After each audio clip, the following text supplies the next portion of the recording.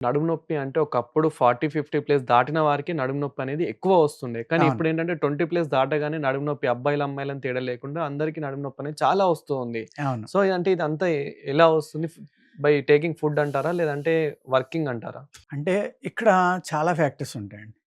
ఒకటి ఏంటంటే ఫుడ్డు. హ్మ్. మెయిన్ ఫుడ్డే. తర్వాత ఎక్సర్‌సైజ్. హ్మ్. వ్యాయామం లేకపోవడం. చెప్పాను కదా మీకు. నేను గత వీడియోలో ఎన్నో చెప్పాను. ఏ అవును. విధంగానంటే వ్యాయామం లేకపోవడం వల్ల బాడీ చాలా ఇబ్బంది పడుతుంది. మజిల్ గ్రోత్ గాని, ఎముకలు గట్టిదనం గాని హ్మ్. ఏముండదు. అలాగే మనం తినే ఆహారంలో ఎటువంటి మినరల్స్ గాని, ప్రోటీన్స్ గాని ఉండట్ల. హ్మ్. ఎందుకంటే సాయిల్‌ని పూర్తిగా మనం స్పాయిల్ చేసేసాం. అవును. ఏది భయంకరమైన కెమికల్స్ వాడి, తినే ఆహారం మీదేమో స్ప్రేయింగ్. కఠోరమైన విషాలు వాడుతున్నాం మనం ఆటిల మీద. వాడడం వల్ల ఏమవుతుంది? ఆ ఆహారాన్ని మనం డైరెక్ట్‌గా తీసుకుంటున్నాం. హ్మ్. ఇక్కడ డాక్టర్స్‌కి తెలీదు కదండీ! వాళ్ళు వ్యవసాయం గురించి తెలీదు.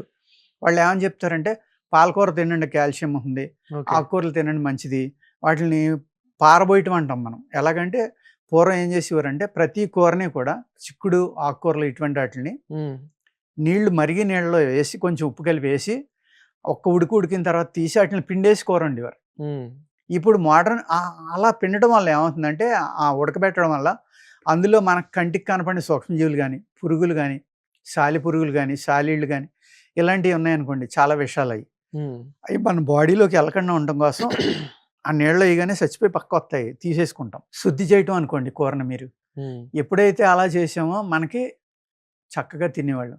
ఇప్పుడు డాక్టర్లు ఏమంటారంటే, అలా చేయటం వల్ల మినరల్స్, ప్రోటీన్స్ పోతాయి. పచ్చికూర డైరెక్ట్‌గా కూర వండుకోండి అని చెప్తున్నారు. హ్మ్. మనకి వచ్చే కూరలు ఎలా ఉంటున్నాయంటే నిన్న ఈవినింగ్ స్ప్రే చేసి ఇవాళ మార్కెట్‌లోకొస్తున్నాయి. హ్మ్. మనం డైరెక్ట్‌గా తింటే ఏమవుతుందండి? ప్రోటీన్ తినకపోయినా పర్వాలేదు.